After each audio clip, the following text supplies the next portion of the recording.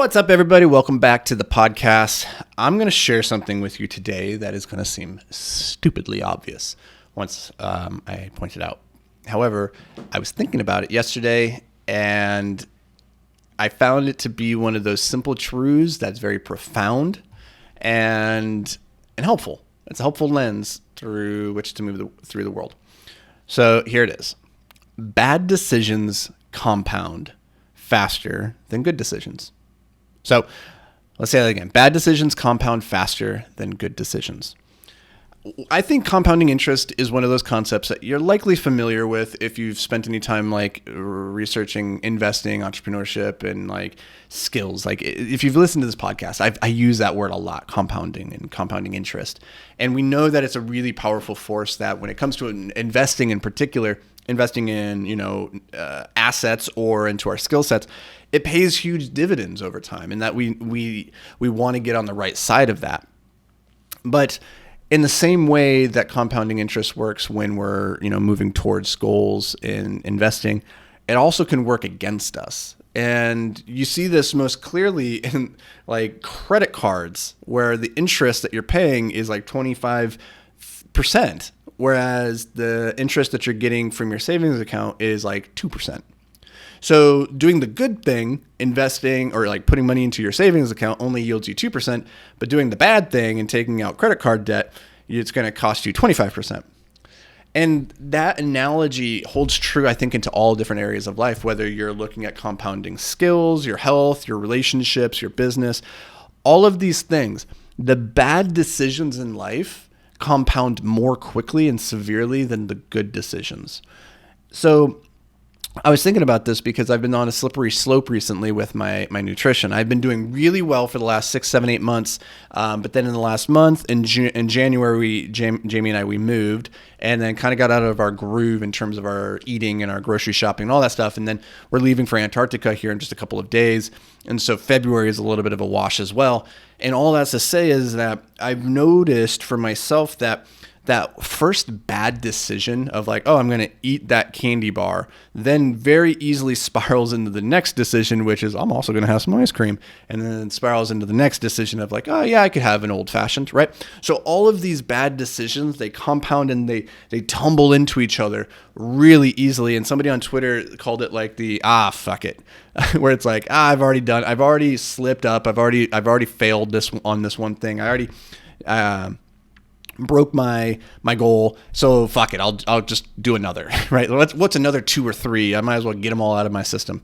And I find that to be incredibly true, whereas like when you're stacking good habits, you can also have them tumble into each other, but it's still a lot of work. They don't tumble into each other as naturally, as easily.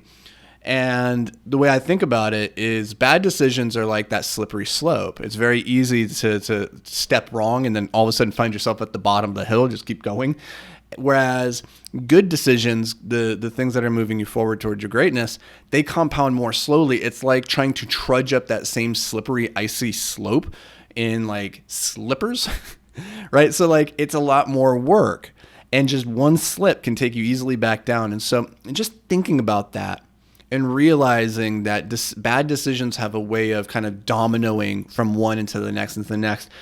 The key then, I think, is to recognize when you're dominoing, and then you have to stop the momentum. You have to stop the slip slide. You have to get your foot rooted into the ice to stop yourself so that you can get turned around and start slipping and sliding back up that damn hill. And it's that, oh, fuck it, that the guy on Twitter was mentioning, where it's if you find yourself in that position, you have to take a stand. You have to draw a line in the sand and say, it's beyond this point, I will not go. I had this mocha, I had that candy bar, I had that drink. I'm not having another. It starts right now. It doesn't start tomorrow, it starts now. Because quite often with these bad decisions, we tend to write off days and say, oh, I'll try again tomorrow. Or we write off this week. I'll try again next week. Or if it's getting towards the end of the month, we'll say, I'll try again next month. We like as humans to have these like sharp delineations of beginning and ending.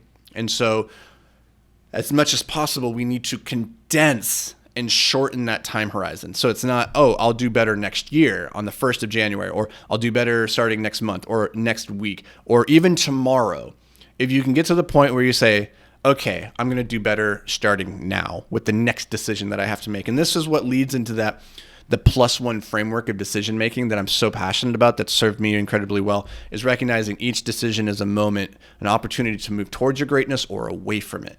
That each decision is equally important, even though in reality we know that they're not. But if you view it as every decision is only moving you forward or backwards one, then that slip slide of the mocha is only a 1 step back. It's not 10 steps back, right? And just that reframing of it says, okay, I can get that step back now if I go drink water, I go do my push-ups, I go for a walk, right?